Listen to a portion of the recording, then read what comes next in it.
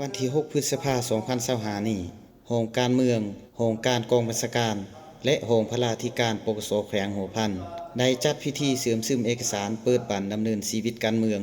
ขึ้นอยู่ที่สโมสรกองบัญชาการปกสแขวงภายใต้การเป็นประธานและเผยแพร่เอกสารโดยสหายพลจัตวาเพชรสวนอินสุพรรณ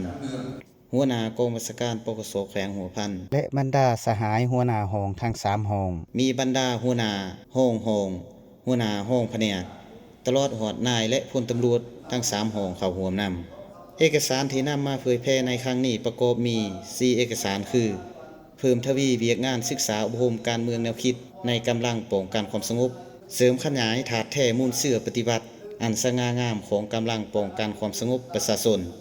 จรรยธรรมจรรยาบรรณของนายและพลตำรวจและเอกสารตานสกัดกันและแก้ไขปรากฏการณ์ย่อท้อในกำลังป้องกันความสงบภายหลังเสื่อมซึมเอกสารแล้ว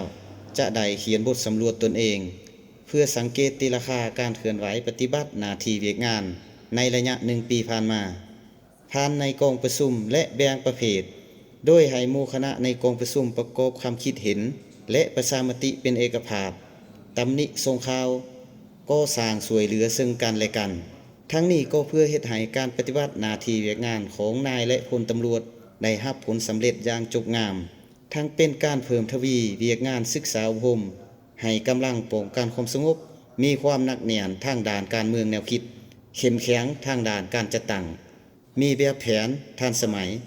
มีคุณสมบัติศีลธรรมปฏิวัติมีความสัตย์ซื่อบริสุทธิ์และจงรักภักดีต่อพรรคต่อประเทศชาติและต่อประชาชนทั้งเป็นการสำรวจกฎกาคืนสติตื่นตัวเคารพระเบียบวินัยความรับผิดชอบต่อหน้าที่การเมือง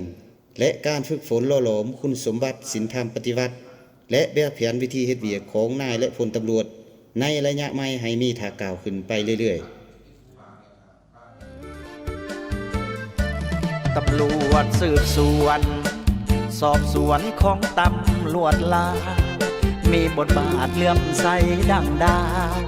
พัฒนาก้าวเติบใหญ่เข้มแข็งภายใต้การนำคณะพักสีนำเบิ่งแยงอุ้มสู้เป็นพลังแห่งสีห่างส่องแจ้งอยู่ทุกเวลาสืบสวนสอบหาบรรดาปัจจัยสาเหตุ